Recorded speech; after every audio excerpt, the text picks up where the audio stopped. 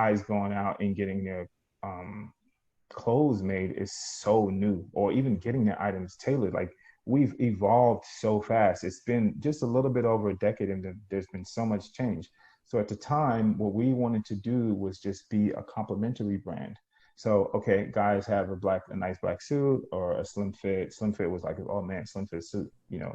So our angle was like, man, if we can make like really dope accessories, because the accessories at the time were like really, really old school, like those really shiny ties and things like that. So we want to use fabrics and textures and patterns. And our thought was we could create a dope ass fire accessory line, and hopefully we could get into department store, and that would be all she wrote. That was literally like the dream. Long story short, we started getting into the business, and we did start having conversations with department stores, but you know, things didn't quite work out that well. We didn't get these distribution deals for whatever reason, even though they claim to love our stuff and love our brand. So at that point, once it started becoming um, pretty much almost certain that, you know, the distribution angle wasn't going to work for us. My whole thing, I just told the rest of my guys, like, hey, I think we just have to go full on. I mean, we were full on e-commerce, but at the time we were thinking about going to trade shows to vend and get buyers to shop our brand and stock them in boutiques and stuff like that. So um, once that didn't work out for us, right, after trying a couple of times, we'd already been selling online. So I just said, hey, instead of, you know, trying to um, be accepted in an industry that's so difficult to get into, even though it could change your life, why not just take this whole thing and do our own thing and do whatever we want? So we came out with fedoras. I think at the time we just started doing top coats, which was gave us a lot of confidence and ambition that we could actually get into clothing. So we just started going from there, because it was almost like one door was shut, right? And you know, we didn't let that door that stop us. We just said we're just going to keep going, and we're just going to find another way. So, 1 second. What was not working, and what lessons did you learn that you could share with our listeners? From the standpoint of the like when we were in accessory game. Yeah. Well, okay. The first lesson, I wouldn't say anything wasn't working. I would say our vision and our success was based on somebody else's answer. I don't know if that makes sense. So basically, the success meter was, does somebody else say yes, right? Like, did we get into JC Penney, or did we get into Village, or exactly the gatekeepers? And you know, at the time, it was kind of tough for me mentally, because I started doing a lot of research. I there were times where I experienced forms of mild depression, I would say, because I just felt like I wasn't succeeding. And so I started doing a lot of research and self-education. And, you know, one of my biggest mentors, like, of course, he doesn't know he's a mentor to me, but the content that helps me the most is content from Seth Godin. And he has so many great acronyms and sayings and short just schools of thought that really, really change the mind. Like, for instance, purple cow, which means that, you know, you see tons of cows every day, and you know that's what business looks like, just a bunch of cows, right? And in business, you have to learn to be a purple cow, right? Like, if you were driving, you know, in Toronto, and you were driving all the way to another city, roads and roads, you saw cows and cows and cows. You wouldn't stop for any of those cows, but if you saw a purple cow, you would stop and take a picture.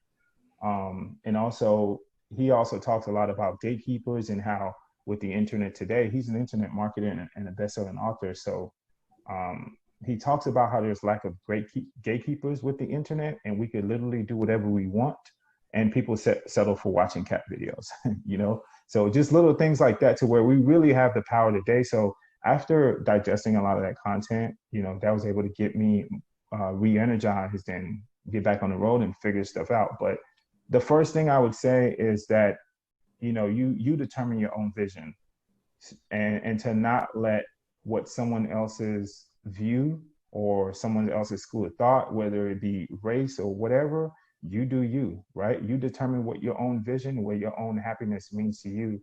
And that should never be dependent on another person. If you're a recording artist, don't wait on a label. Get out there and shoot a video. Go make a viral TikTok video. You know, like go on live. You know, end up like DJ D Nice. You know, have 100,000 viewers on a live. You know, stuff that's never been done before. The second thing I learned, because when we got in accessories, we were kind of we were testing out different things. You know, we did lapel pins, which, you know, we still do because they're a great accessory for the hat, but they're one of the only things that we still do. We were doing ties, bow ties. We even did eyewear. So I think we got to a position where we started stretching ourselves too thin. And so one of the things I would tell to other, you know, young entrepreneurs is to not stretch yourselves too thin, and you know, keep your eye on the prize and try to develop a circle of competence, right? Like respect industries.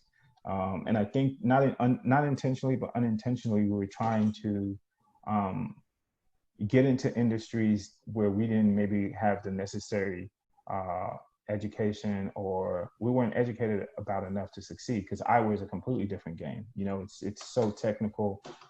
The manufacturing is different. Everything's different. That's almost a necessity. It's prescription based. Whereas if we had just stuck with what we knew, we probably would have accomplished a lot more in a shorter amount of time. So pivoting from accessories to what you're doing now, your background's in accounting, and, you know, like now you're in the fashion game, and going from accessories to actually making cut and sew products. Who on your team had that knowledge of making like cut and sew products and actually making like fine tailoring? Where did that experience come from, and what was your first step into going in that direction? Like, what was your first piece, and how did you get it made? Who was the designer? All that stuff that goes into making the brand. You're reaching in the bag for that one, huh? Man, you guys are asking some great questions. That's a great question. Actually, it was me. I'm the guy who comes up with the media content and works on the clothing, and my business partners pretty support me in business aspects like customer fulfillment, marketing, budget, taxation, like so many things that go into business. But it was me, and I didn't really have the knowledge. So, and it was overwhelming. But, you know, when I first wanted to get into the clothing and start manufacturing, I really didn't know where to start. But I had to go back and remember to, you know, when we did the accessories, I really didn't know where to start either. And so my biggest mantra in life is to simplify everything. And I think in life, every single thing can be simplified, from the way a car works to a plane flies, right? You could always break it down to science, to a common sense science, at least I would say. So I just took a mindset of, I'm not a designer, you know, I would never claim to be a designer. I can't do, I forgot what it's called. Basically when you come up with the actual sketch for the garment. So I just focus on being a consumer, which is what I really try to keep in mind for the brand. How do I want my clothes to look? How do I want my clothes to fit, right? And so I would just take clothes that I already had and go to my local tailor. You know, I would have all my clothes tailored already, but if there was something I didn't like about my garment, I would change it and fix it. And then when I would find the manufacturers we were working with, I would send it over like, hey, I don't know, I can't give you patterns, I can't give you this and that, but this is the type of fabric I would love to use. This is the type of items. I would find pictures from Pinterest or, you know, Google images or whatever, and kind of create. I'm more of like I took a scrapbook route, and, you know, just send them a scrapbook, send them an idea, a well-written Excel spreadsheet, because I'm still an accountant, right? Yeah. Have all my tabs laid out, and, you know, we'd go back and forth on emails, and, you know, it would take a couple of tries, maybe 1, 2, 3 samples, and we'd get the item right. And once you get that process right, once you're able to create that first item, it's really just rinse and repeat, you know, because you could always figure out to communicate with someone even though you don't speak the exact same language. So with launching the brand now, where did you get the money? Was it from your accountant, or like how'd you get, because fashion is a cash burning business. You know? Man, is it? It was tough, man, in the beginning, to be honest. You know, I'm a huge fan of skin in the game. I never really was big. There's just something about, um, you know, like loans and, it's just a scary experience to kind of like just keep going in debt, especially speaking to someone who went to college and came out of college with student loan debt. So when we started, it was we were just taking turns. You fund the first one, I fund the first one, or I think the very first order we just did like even split across the board. We just like all put $1,000 up, and then we had like $3,000 to $4,000 or $5,000, whatever we started with. But then, in the beginning is really tough because you don't have that traction. You're not getting that. You need a cycle. It's a cyclical business in fashion or in any product business. You need to sell before the products are sold out. You need to have your replenishment order put in, and that's something that we learned like painfully. We probably we're still trying to fine tune that whole science, but it's always, like you said, a revolving door, and it constantly needs cash to feed the engine. So we started out with just our personal savings or our personal jobs. We were still definitely it was certainly a side hustle, 1,000% side hustle. So we'd go to work, budget, everybody do what you got to do, but just make sure you have your $1,000 for the whatever fund. Then as we graduated and started making more expensive product like leather shoes, which could cost something up anywhere from $50 to $100 per unit for production, really expensive, right? So 20 items, you're already looking at like damn near this for 20 units of shoes, that's $2,000, So it got really expensive really fast, and you can't manufacture that low, right? You have MOQs with factories that you have to adhere to. So we went from a regular production run of being able to make accessories for $800, $1,500 to, we had to make products for $20,000, right? So we had to come up with that money. So we went from personal savings to maxing out our credit cards. Like, you max out your credit card now? Okay, all right, I went, and then you max out your credit card next. But that was a great experience, because what it did is you have so much skin in the game. You're super motivated, right? Because you're like, hey man, I gotta pay my shit back, right? And it's a way, it was in a weird way, it was a way that kept each of us accountable, right? Because if you're taking turns doing something like that, well, someone might slack off, like say for a couple of weeks because they didn't fund this go around. But in a couple of weeks when they funded it, they see how serious, like, man, it's real out here. Like, we gotta make the sales, we gotta push photo shoots, whatever we gotta do, get going. So I think that for business, for us, the way that we chose to fund was and it wasn't a conscious decision. It was just like, that's just the only thing, because we knew we weren't going to get a business loan. I think we tried to get business loans, even though we didn't really want to, but as production grew and we had more demand, so it was just really our only option, and that's what we chose to do. But it helped keep us honest, and it helped keep the grind. It kept hustle over everything, for real. For real, man. And For like real. that's to have the ability to stomach, we're maxing out our credit cards for to sell these items. And like fashion is not a guarantee that you're gonna sell everything and make your money back. How do you guys stomach that like risk appetite to like be able to, what, we're gonna go in, if it all goes crashing in flames, we can't move these products, we're gonna deal with it. How did you guys mentally get yourselves to that level? Did you believe that things are gonna work out, or you just would believe in the brand that whatever happens? Like, what was your mentality behind maxing out your credit cards? Great question, man. So yes, we believed, but also it's also weird, because I always tell my friends, and I always tell everybody I know, people who come to me, I have a lot of friends or associates who come to me for advice, and the biggest advice I could give anybody is start small. Because I can sit here and I can tell you, oh yeah, we just knew it was going to work, or we were just going to hustle and work our asses off or whatever. But at the end of the day, you can't manufacture confidence overnight, right? It's something that has to be built. And so I think that the way that we starting out small, starting out with accessories, selling a few, not selling some, having to trash some, getting products that were like crap from the manufacturer, having to throw out some of those products.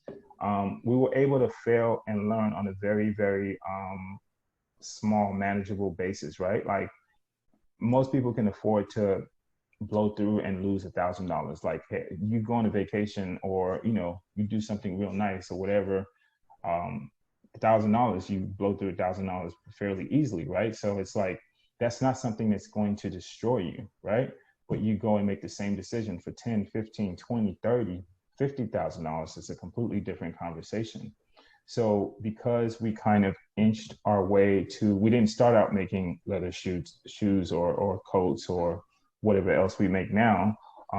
We were able to see some traction. Like, at this point, we had a mailing list. At this point, we knew our peak season. We knew that certain seasons, like in the winter months, were really good seasons because people are shopping more. The climate is changing.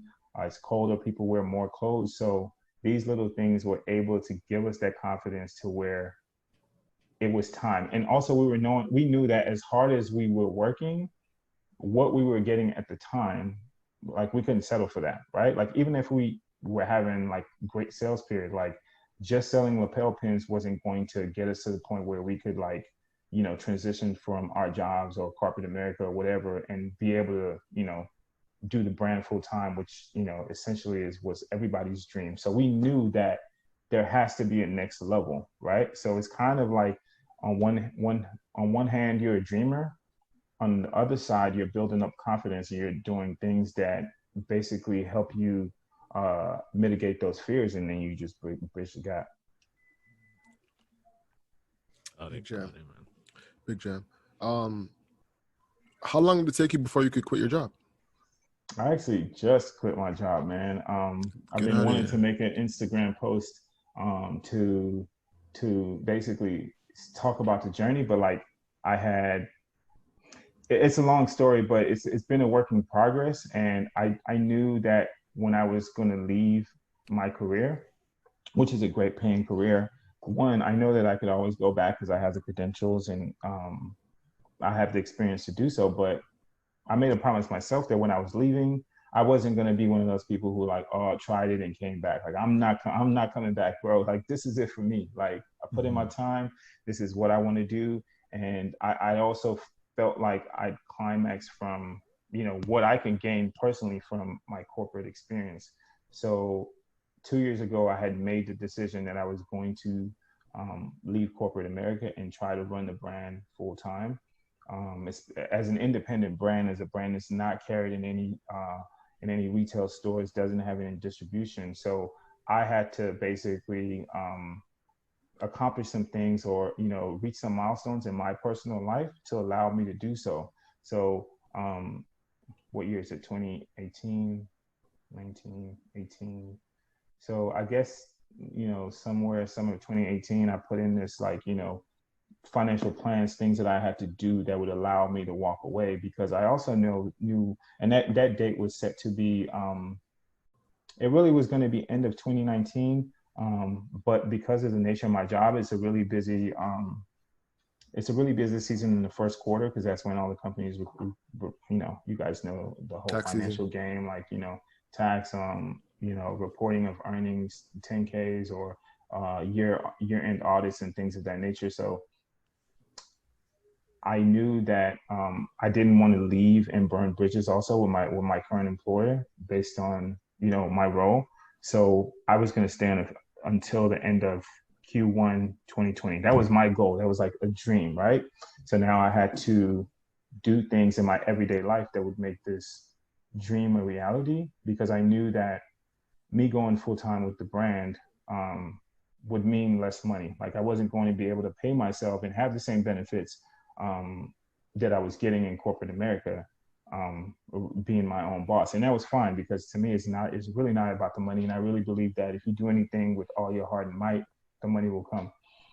So my last month was March 2020. I'd already put in my notice early in the year, told my boss, we'd hired a replacement. I was in training, and then COVID happened. So it was actually, in a sense, almost perfect timing for me, because I was already mentally prepared to be doing something else. And COVID happened, and then I had to deal with not only going full time, but then thinking about, the new world that we live in, and how to maneuver and how to sustain and stay in business, which is always your number one goal as an entrepreneur.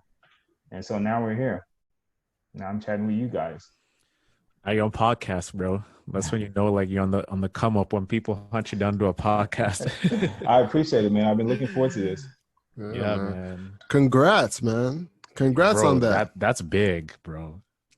I appreciate it. Yeah, and I tell people, I think if entrepreneurship is so celebrated these days, like you have to, and that's great. I think that more people should be in the space, and I think there's so many different waves and forms of entrepreneurship. But I think that especially as entrepreneurs, we have to do the best that we can to educate other entrepreneurs, because it's not all glossy. It's not like what it looks like on Instagram. It's not going on vacation. You actually work more, but it's rewarding and it's exciting, because I remember I started having these feelings like, man, what am I doing with my life? Like, watching things like Beyonce's Homecoming or whatever. I watch all these type of videos anyway, because they're inspiring and I get artistic ideas, whatever. Or even a documentary on which one did I watch? I think it was Big Sean had a couple on YouTube, just a lot of different content, right? Mm-hmm. And you watch these things and it almost feels like these people have been alive 100 years. You know what I mean? Like that, at least that's what I see. And it's really because they're not doing the same thing every day. I don't think entrepreneurship is for everyone. I don't think everybody should be in the space, but if you are the type of person who has the tenacity, who has the creativity, who has the resilience and ambition to build an establishment, which at the end of the day, the world needs entrepreneurs, because we all need to work for someone, all right? Like, we work for our customers. We're still very much employed by our customers. Everybody needs to work. An entrepreneur is really just a different role. It's really just a different title, different, your job is to create new platform and bring new ideas into the world. Everybody can't be a doctor. Everybody can't be an engineer. So everybody can't be an entrepreneur.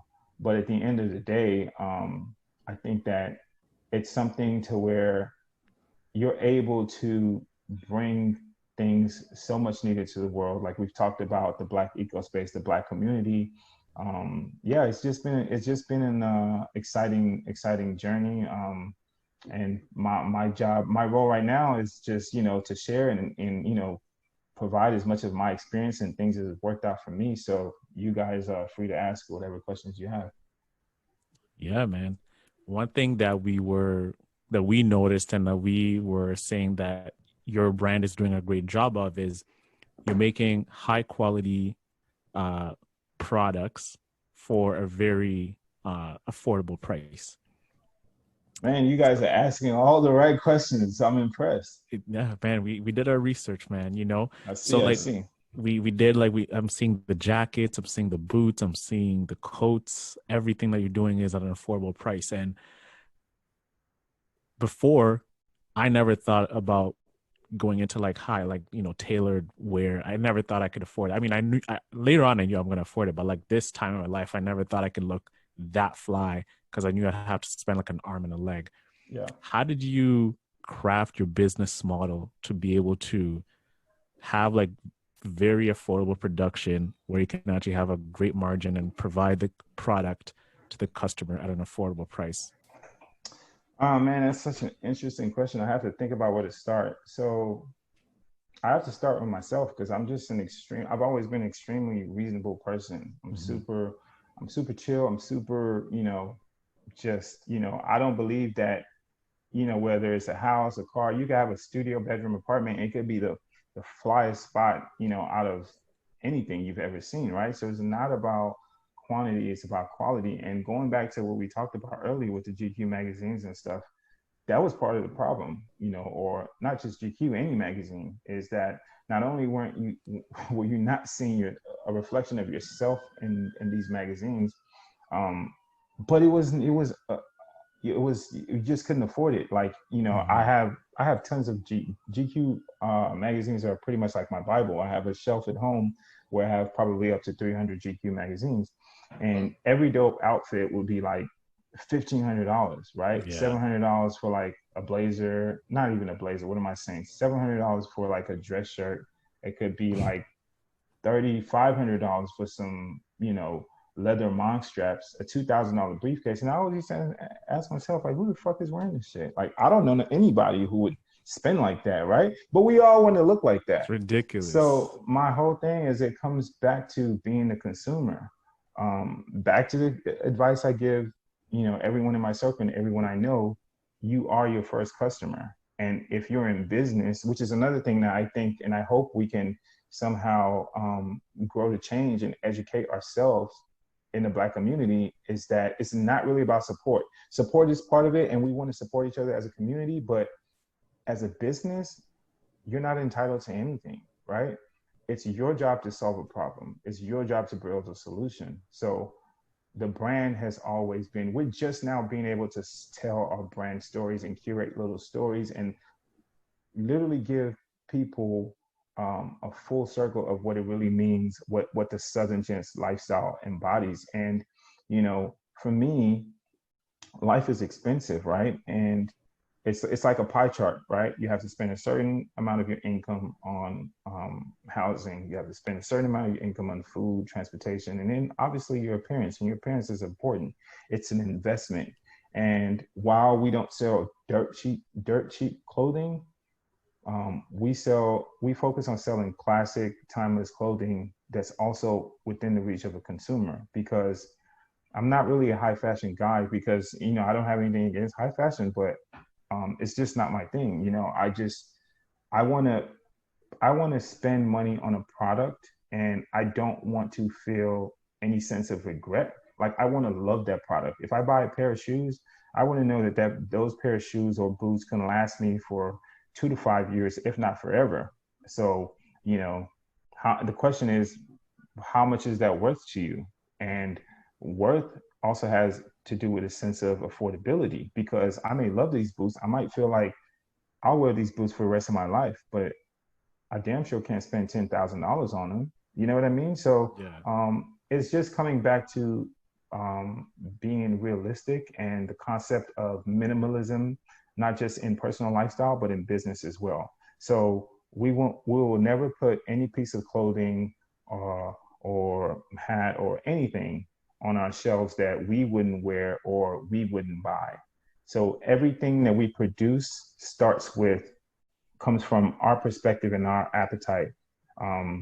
Is it something that looks stylish? Is it something that's classic? Is it something that's versatile? And is it something that people actually have access to? And, if you're able to create a formula that encompasses all those things, it'll be fine. Because if people want the product and they actually have the access to it, you're going to make a lot of sales, and that in turn should make you wealthy. That's what most major corporations do. And now, like, when you go, like, because to make cut and sew, it's not cheap at all, right? Mm-hmm. So how did you go to source those particular suppliers, particular fabrics, where you can actually get them at a cheap rate? Was there like a negotiation level that went with these type of manufacturers, or did you just search, find someone and you stuck with them and they're like now your trusted supplier? How does that work to be able to keep costs low and deliver that, that side of things? All of the above. All the above. It's like a all mixture of above, everything. Man. I think that's the toughest aspect next to marketing. That's the toughest when it comes to the retail industry, not just in clothing. I think in any space, manufacturing is so key, because I think that's the biggest lesson that I've learned in branding, is that the product first, product over everything, right? Because if you have a great product, you can always push it, right? And you don't have to speed up your process. If you have something that you can stand behind, like, there's a reason, like, people there's a reason you will never be unable to sell a Toyota Camry or Honda Civic, right? Because that product speaks for itself. It's going to get you from point A to point B no matter what. So um, with the manufacturing, it's difficult because as a new brand, as a young brand, and as a Black brand, because a lot of times you're not working with someone who looks like you, who thinks like you, or who is from your community. There's just not, clothing factories are usually located overseas. And even except you're in the art of making your own product, which is also almost like a bespoke thing, making your own leather goods or your own fedoras, which that's a completely different market, right? If we're talking mass market, mass retail, a lot of times you're going to get into offshore outsourcing. And so one of the biggest challenges that we face is just lack of leverage. You know what I mean? So you really don't have a lot of negotiating power, right? You're almost lucky to work with a good factory, right? Because I visited some of our production factories, and you can just walk in and tell like the money that they put into their factories, the years that they've been making these products. I mean, you're talking about companies that have been in the game of making products for 50, 100, 200 years, right? Like tons of square footage warehouse space, tons of employees, tons of factory equipment and skill set and know-how. So coming in, and you also have to think again, always think like a consumer, right? Like they're a factory, if they're a factory at that level, then they're making products for some of the best brands in the world, right? And so if you're walking in the door asking them to manufacture for you, and your quantity is not going to be anywhere to what um, what they would want, that's a whole different. It's a partnership. It's a pitch, right? So you almost have to pitch the manufacturer, or you have to settle for an up and coming manufacturer like yourself, right? Your new brand, work with a new manufacturer who is very much like you on the up and up, but that also involves risk, right? So you have to kind of make make these difficult decisions. So we do a little bit of both. We try to find factories that are excellent in what they do and are top known, renowned manufacturer, and also almost beg them to work with us. And hey, we're going to make this worth your while, because when you run a business, it's not just the customers, your employees, your business partners, and your suppliers too. You have to keep everybody happy, which is where it gets tough, right? Because when you place an order for say you place an order like that Hustle Over Everything shirt that you guys have, which I need one of those, by the way. Awesome, But man. Send you one after. all right, bet. They're relying on you to come back and order more product, right? So it's not just about, hey man, we need to sell this. Like your suppliers actually like, we need more orders. Or man, like you want to do 20 pieces, 50 pieces, we'll do this right now, but next time it has to be bigger. Or there's all sorts of things, and we're still very much learning. We're not experts, but I think that the manufacturers that we've been able to work with, some of them we found online, some of them we found at trade shows. Some of them just randomly found us. They just sent us an email. We checked them out and we started working together. Nice. But the biggest things I've learned in the manufacturing space is that quality, like I said, for me, okay, there's me and then there's the company. For the business product, the product has to be immaculate. Like we cannot skimp on product, because I really want to be able to stand behind all of our products, right? And we want to be proud about every single product that we have. We want the product. We're a Black brand. It's not easy in this space. People don't look up to Black businesses. They look down on Black businesses. It's just common to think that if you're getting something from a Black business as opposed to Tom Ford or whatever, it's inferior, right? So our goal is to change the narrative and change the stereotype, so we can't skimp on product. However, when it comes to dealing with suppliers and manufacturers, what I've personally learned, I guess from a employee of the business standpoint, is that communication is the most important. And you can tell when someone isn't really excited or eager to work with you.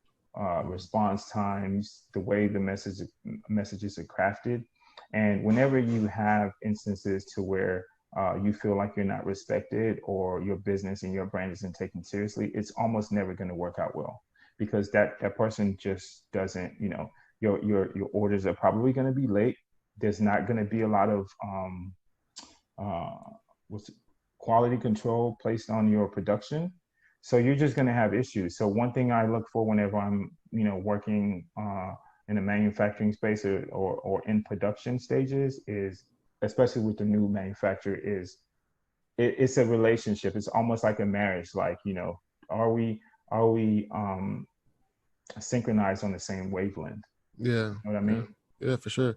Yeah, going back to your earlier point, you can't polish a piece of shit. Mm-hmm. You know what I'm saying? Yeah, that's real.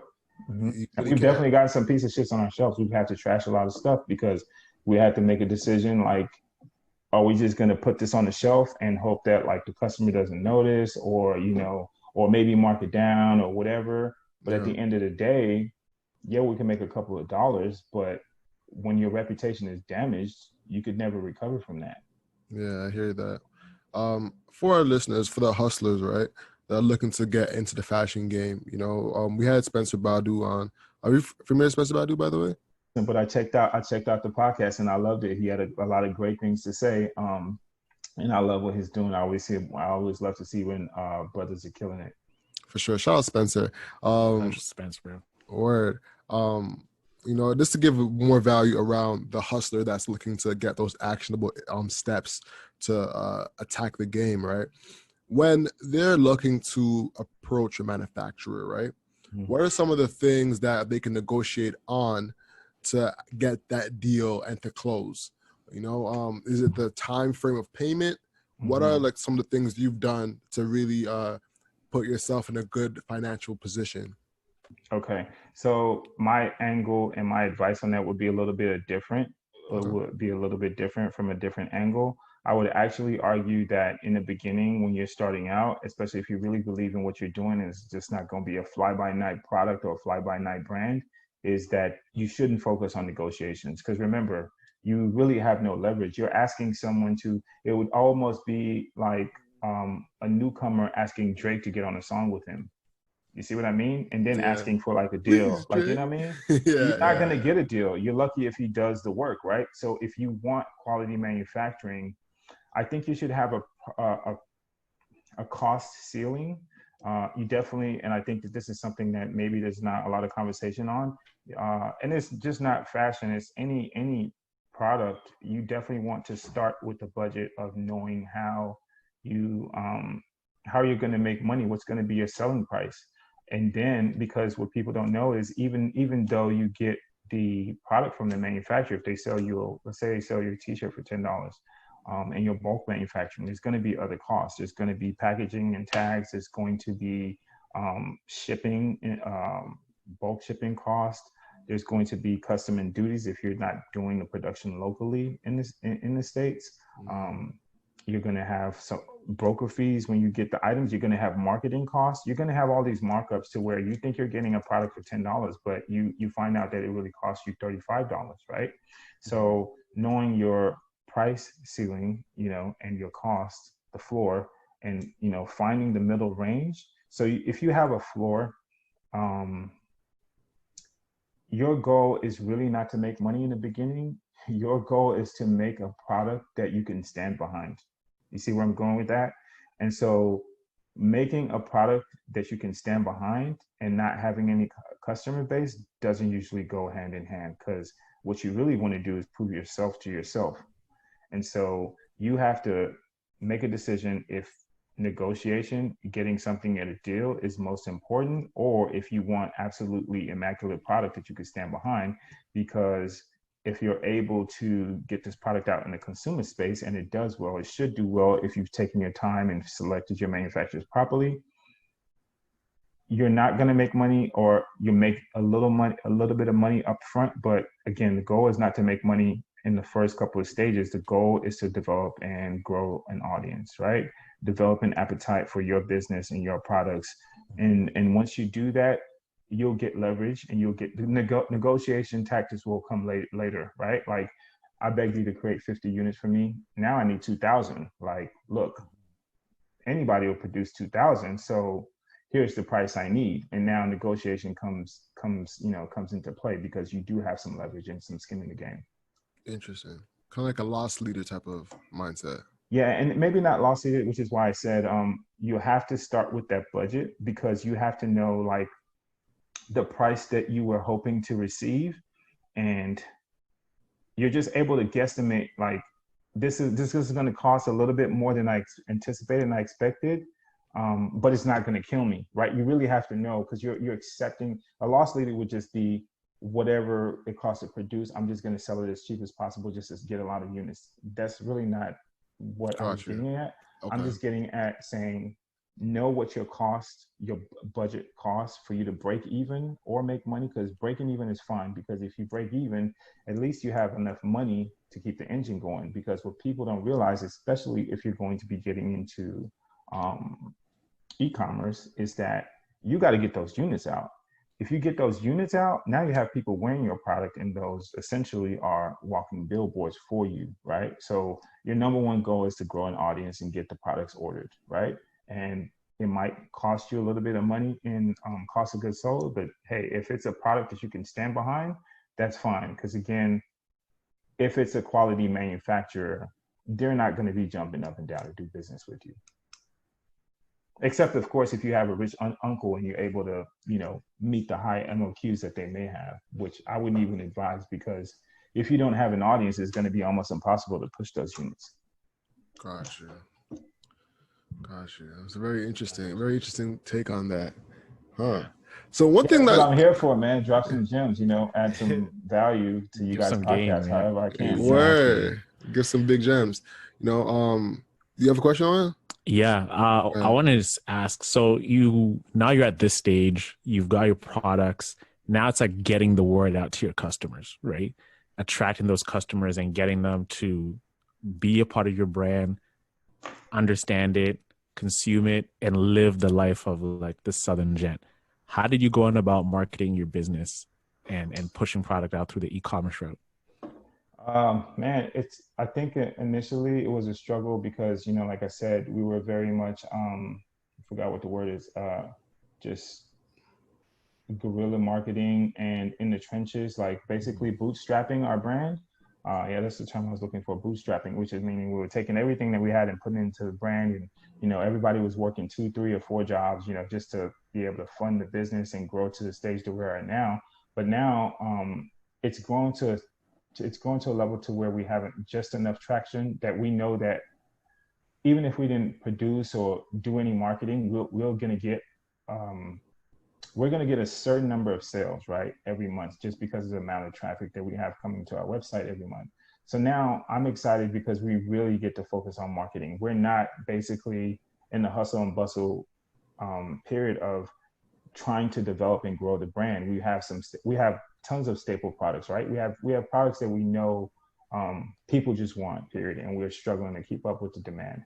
And so what that allows us to do now is to take some of our efforts off of products, like focusing on products, and our thing too is not always focusing on new collections, because we want to be a timeless classic brand. We want to be a product almost like a Chuck Taylor. If you think of it, like it never goes out of style. You could wear it.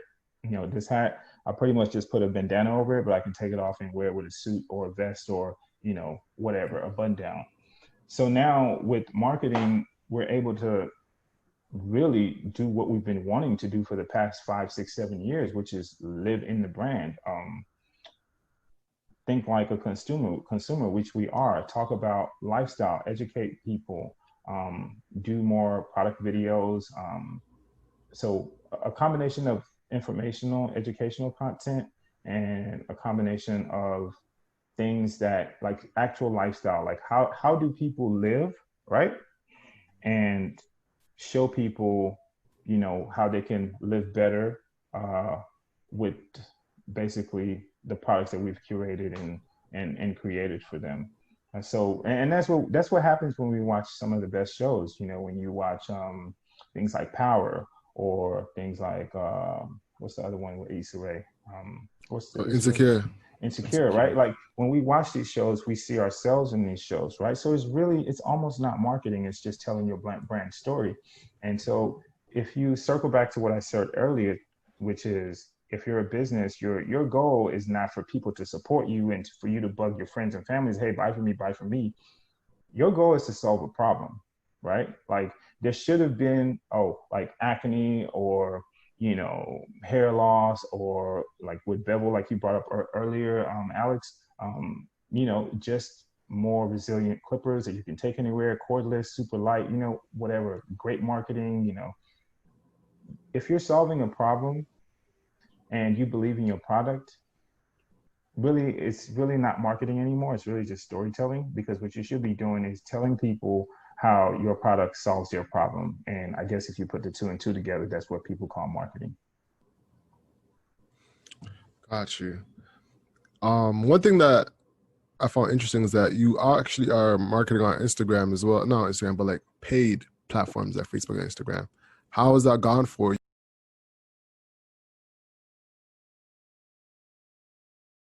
Thank you for watching that video. To see the next video, click right over here. And to subscribe, click right over here. Peace.